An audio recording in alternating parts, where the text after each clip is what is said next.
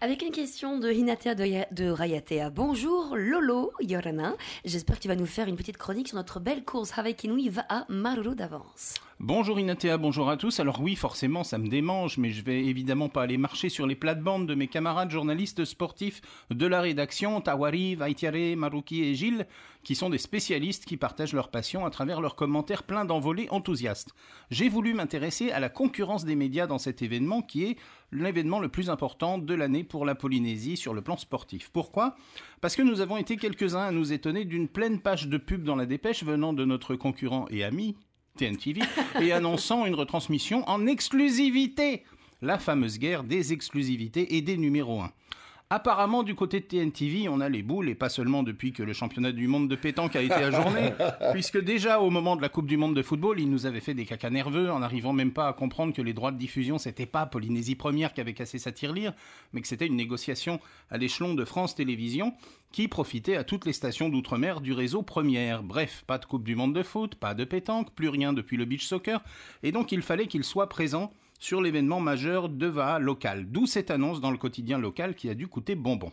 En réalité, alors que Polynésie Première vous fait vivre en radio l'intégralité de la course et en télé l'intégralité des 2 dernières étapes, l'exclusivité de TNTV consiste en fait à proposer l'arrivée de chaque étape. On imagine qu'ils auront fait des progrès par rapport à l'année où ils proposaient un plan fixe très large de la plage de Matira à Bora pour le final de la dernière étape avec une webcam archi-pixelisée et des zooms sur leurs journalistes dans le lagon avec de l'eau jusqu'à la taille qui, en attendant qu'il se passe quelque chose, allait d'une personne à l'autre, découvrant Josiane, la cousine du pépérou de l'équipage de la pirogue au pété, qui confirmait, comme si on ne s'en doutait pas, qu'elle attendait impatiemment l'arrivée. Ou Inerava, la belle-sœur du barreur de Paddling Connection, qui en profitait pour faire un petit coucou à toute sa famille aux Australes. Et ainsi, le journaliste butinait de curieux en touriste pour faire parler les gens, pour occuper l'antenne en levant les bras pour ne pas noyer son matos, et faire passer le temps, alors qu'au même moment, sur Polynésie Première, on était au cœur de la course, on enchaînait les travelling, les gros plans et les vues aériennes de l'hélico. Mais cette année, TNTV aura aussi un hélico, ça va être la guerre des hélicos, puisque la première aura toujours le sien, comme chaque année. Préparez la musique de Wagner, ça va être un remake de Apocalypse Now, si le pilote de l'hélico de TNTV fait une queue de poisson à celui de la première. Mais la concurrence est saine, et c'est le téléspectateur et l'auditeur qui choisiront au final. En tout cas, TNTV pousse l'amour de la culture locale jusqu'à mettre en fond sonore sur ses retransmissions directes une sorte de mix musical endiablé à base de Rihanna, Nicki Minaj, Pussycat Dolls et autres Katy Perry.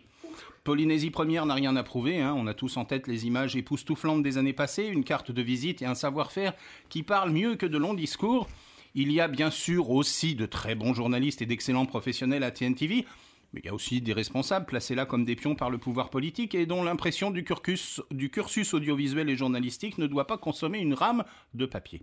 Et puis, quelle que soit votre préférence pour suivre cette course aussi spectaculaire qu'impressionnante et populaire, j'ai une pensée pour les Polynésiens des archipels éloignés, nos auditeurs qui n'ont qu'un petit transistor à pile, qui, eux, au fond de leur faapou, dans les secteurs des atolls ou dans les vallées des îles hautes, n'ont que Polynésie Première Radio pour suivre et capter les échos des batailles des pirogues. Alors bon Hawaii Kinui va à tous, que le meilleur gagne, sur l'eau et dans les médias locaux.